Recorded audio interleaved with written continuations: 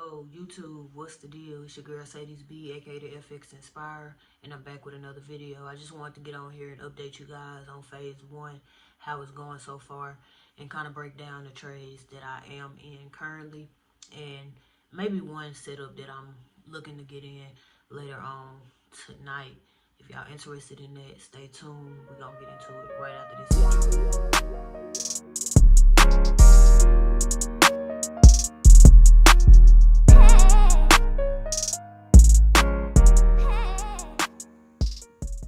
Alright, y'all. So before we get into the trades that I got in Sunday and yesterday, I just wanted y'all to look at the core CPI month over month and the CPI month over month and also the CPI year over year and see how we got cooler than expected numbers, which means that the dollar started to go down and more risk came into the market. Now, I'm not necessarily a fundamental trader, mostly technical, but as you can see, I told you guys I got in my trades Sunday and yesterday, and all of my trades went in the correct direction. And that just shows you that you don't necessarily need fundamentals, but you know, if you want to use them, they can be beneficial. But I'm gonna show you guys how you can really dominate the markets with ease, regardless of news or no news. So let's get into the charts.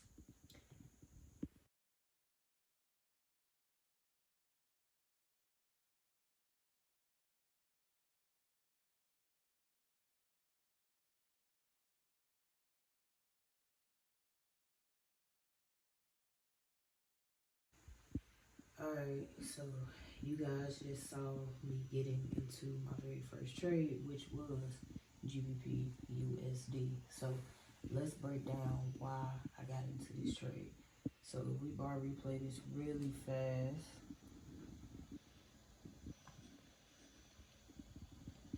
Alright, so this was Friday's candle, right?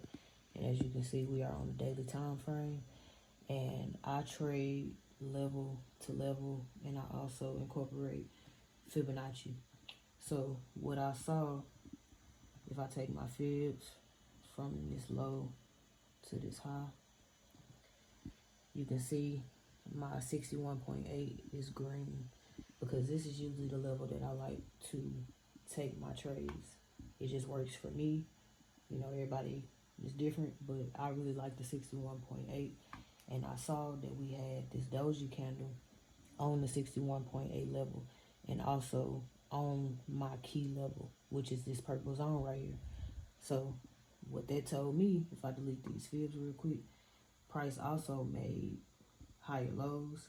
And so that is showing me a shift in momentum, because if we look left, we can see that price was making lows and lower highs, and then it kind of, you know, consolidated, went into a range, and then we broke all of these highs with this push up last week, and then we came down and we were not able to break all of these lows. So that was telling me that the market wanted to go up.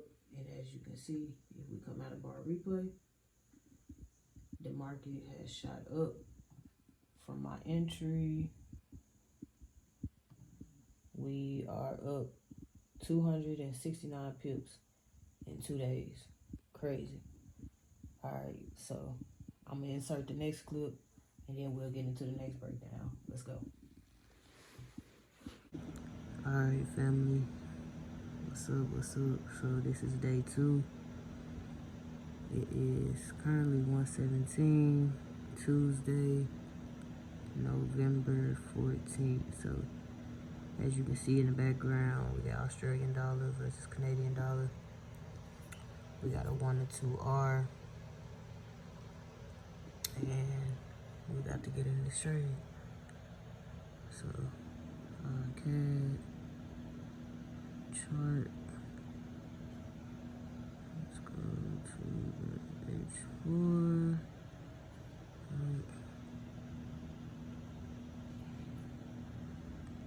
As you can see, we to buy. And we are in.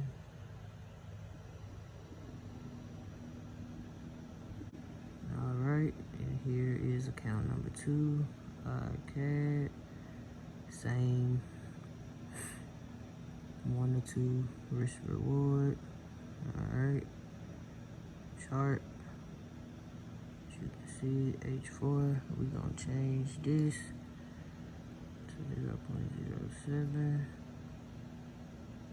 Buy. And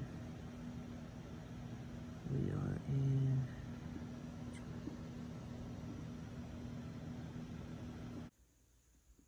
Alright, so as you've seen in that last clip, our second trade was Australian dollar versus the Canadian dollar.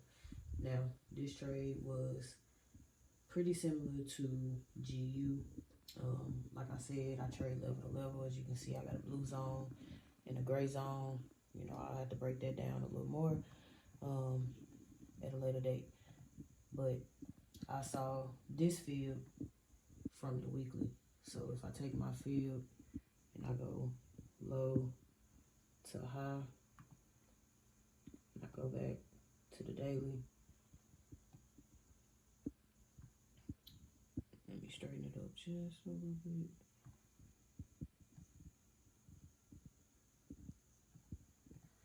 Alright, so it didn't quite come down to my 61.8, but I saw this bullish engulfing candlestick right here, and it was aligning with my blue area of interest, right? So not only that, if we look at how price was moving over here in this downward momentum, right? And then as you can see, it started shifting. We made a higher high, higher low, higher high, higher low, higher high, higher low, higher high, another higher low. And so obviously, if this is a bullish trend, we are looking for what? Another higher high to break this previous high. So that was pretty much my reasoning for getting into ICAD, bullish engulfing, nice area of interest. Didn't quite come down to my 61.8, but it at least hit the 38.2, which I don't have it on, but you know, I know that it's right here because I've been using the fields for a minute. But yeah, so that's trade number 2, and I was going for a 1 to 2 RR, so about 195 pips, and we are already up 97 pips. So this is just in one day's movement. So everything is moving smooth, and like I said, all of these trades was called out before CPI. Let me show y'all the very last trade, which is gold, which I only got in on my 10K account, but I'm gonna still break it down right after this. Alright, so I'm about to get in gold, as y'all can see, and this is about a 1 to 2.5 risk to reward, but I'm only getting in it on my 10K challenge. So let's go to chart.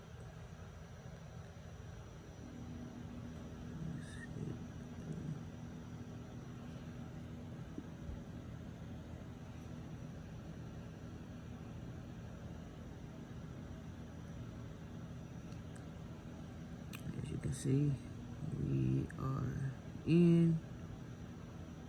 Let's go.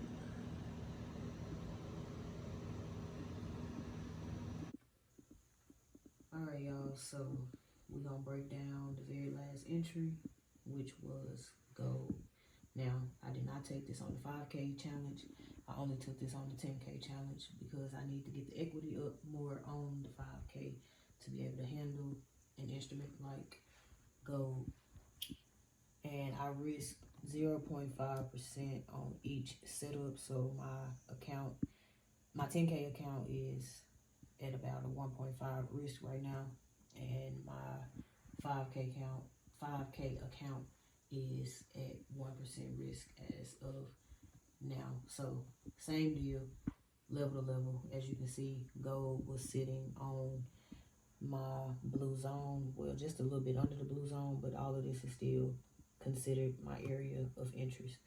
I don't just look at lines, I look at the area around the line, and this is still qualified as bullish territory for me. So when I saw price come down here, I drew out my field from lows to the high. Now, like I said, I usually like the 61.8, but in this case, we got a nice 38.2 percent retracement. And I saw a candlestick that I look for. As y'all can see on the laptop down here, I created a trade setups playbook, and it got all my gems in it. So when I saw one of my plays, I had to execute. So that was really a big reason why I got in before the 61.8 retracement. So yeah, that's pretty much what happened. And I also seen on the weekly, like I said, we had broken all of these weekly highs over here, all of these weeks here, these weeks with these equal highs over here. Gold pushed up way above that, and when I seen that price was coming back down, I said it was gonna potentially use all of these areas that it just broke as a support. And as you can see, that's exactly what we are getting. And gold is, you know, making its move. And yeah, so that's the breakdown, y'all. And I'm gonna show you guys in just a second my MT5 and what everything is looking like price wise. Let's go. All right, y'all, so I just wanted to get in the phone and show you guys the trades so far. This is the 5K challenge, and we are up about $100. If I go to the history, you see no trades have been closed, and these are the same entries that I broke down in the videos. You can go back, pause it, look at the entries, all legit. Yeah. Now over to the 10K account, we up about $255. We zoom in, you can pause it, go look, it's the same entries. History, no trades have been closed, but everything is running blues. Now, let me show you guys the entries on the phone. As you can see, boom, that's one. That's two. Don't play with me. And this is entry number 3. Sniper, crazy, all happened before CPI. Don't play around. And the same over here, same entries on the 5K, except for gold, as y'all can see. And I got my MT5 pulled up on the laptop next to the trading setups. So we working, man, we working. Alright, family, so before we end this video, I am going to break down another potential trade that I might be getting in the next 40 minutes or so, and that is oil. Now, oil is my baby. It's one of my favorite things to trade, and as you can see, oil has been on a decline. We got lower lows, lower highs, lower lows, lower highs, lower lows, and we are currently making a lower high. So what comes after a lower high? A new lower low. So as I said, as I stated in the other clips, I trade level to level. So I am looking to clear this green zone and get down to this gray area. Now, as you can see, straight, beautiful trades on oil in this downward momentum, and I'm looking to catch the next leg to the downside. So let's look at the 4 hour real quick. Everything is looking good, and if I get in this, I will record the entry and we'll break it down even further in the next episode. Alright, family, I hope you guys enjoyed episode 1 of the 5K and 10K Rocket21 challenges. Like I said, if I get in oil, you guys will see the live entry in the next episode. Yeah, I hope the breakdowns were helpful. I know that they were simple, but I mean, I really trade very simple. You know what I'm saying? It's really not too much to my trading. As far as candlesticks and all of that, it's certain patterns that I look for, certain candlesticks that I look for. Yeah, but that'll have to be a whole nother thing. You know what I'm saying? But yeah, will conclude episode 1, and I will be back with further updates as the market continues to move. Y'all know I'm a swing trader, so it might be another few days, another week, I don't know, but y'all will see the live entry if I get in oil. If I don't, I will also let you guys know that as well. I'm going to be very transparent about every trade that I take, every trade that I do not take. Even if I said I was going to take it, if I missed it, I will let you guys know. And I will always make sure to show my history and all of that. So, yeah, once again, it's your girl Sadie's B, aka the FX Inspire, and I will catch you guys in episode 2. Peace and love.